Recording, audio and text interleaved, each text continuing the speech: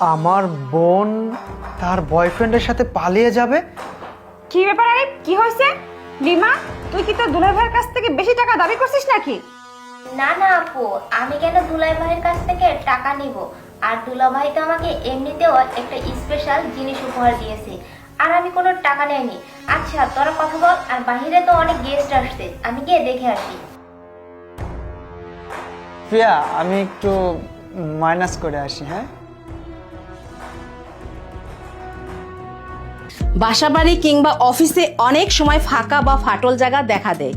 এই সকল জায়গাগুলোতে তেলাপোকা এবং বিভিন্ন ক্ষতিকারক পোকা বাসা বাঁধে। আমাদের স্প্রেটা দ্বারা যে কোনো ফাটল অথবা ফাঁকা জায়গা সহজেই পূরণ করা সম্ভব। অর্ডার করতে এখনই নিচে দেওয়া হোয়াটসঅ্যাপ নাম্বারে SMS করুন। প্রিয়া চলো। তুমি আসতে তো দেরি করলে কেন? আর তাছাড়া তুমি দারুণের পোশাক কেন পরে আসছো? দারোয়ানের পোশাক না পরে আসলে তো আমাকে সবাই চিনে ফেলতো। এই জন্য আমি দারোয়ানের পোশাকটা অনেক কষ্ট করে ম্যানেজ করে আসছি, বুঝতে পারছো? তুমি এসব বাদ দাও, চলো তাড়াতাড়ি। আমি তো ভাবছিলাম তুমি আজকে আসতেই পারবে না। তুমি যদি আজকে না আসতে পারতে তাহলে তো আজকে আমার অন্য কারোর সাথে বিয়ে হয়ে যেত। বললেই হলো আমি বেঁচে থাকতে আমার গার্লফ্রেন্ড অন্য কাউকে বিয়ে করবে? এটা আমি কিভাবে মেনে নেব? আমার গার্লফ্রেন্ডকে আমি বিয়ে করব। তুমি চলো তো তাড়াতাড়ি। হ্যাঁ যাবো তো অবশ্যই, কিন্তু বাড়ি ভর্তি লোকজন, কি করে যাব? কেউ যদি দেখে ফেলে? এই লিমা, তুমি এসব কি বলতেছো? হ্যাঁ, তোমার বোন আজকে বয়ফ্রেন্ডের সাথে পালিয়ে যাবে মানে জুতার মধ্যে কি সব চিরকুট দিচ্ছ? পাগল হয়েছো নাকি তুমি? হ্যাঁ, দেখুন দুলা ভাই, শান্ত হন। আমি যা বলছি একদম ঠিক কথাই বলছি। আমার বোন না আপনাকে ভালোবাসে না, অন্যজনকে ভালোবাসে, আর ওর সাথেই না পালিয়ে যাবে আজকে। লিমা দেখো, তুমি এসব আজেবাজে কথা বলবা না, বুঝতে পারছো? দেখুন আমি সত্যি কথা বলতেছি, ও আপনাকে ভালোবাসে না, ও অন্যজনকে ভালোবাসে, ও পালিয়ে যাবে। পালিয়ে যাবে?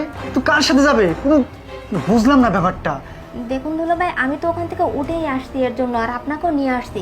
আর আপু যেহেতু এখন ওইখানে রুমে একা বসে আছে, নিশ্চয়ই ওর বয়ফ্রেন্ড না এতক্ষণে রুমে চলে আসছে, আর আপনি তখন হাতে নাতেই ধরতে পারবেন। কি বলছো?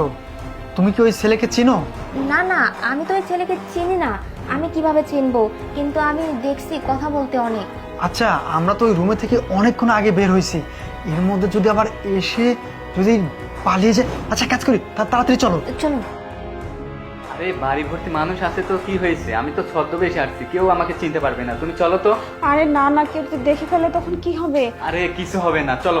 আরে দাঁড়াও, কোথায় যাচ্ছ? হ্যাঁ, ও বয়ফ্রেন্ডের সাথে পালিয়ে যাচ্ছ তাই না? লিমা, তুমি যা বলছিলে না তা ঠিক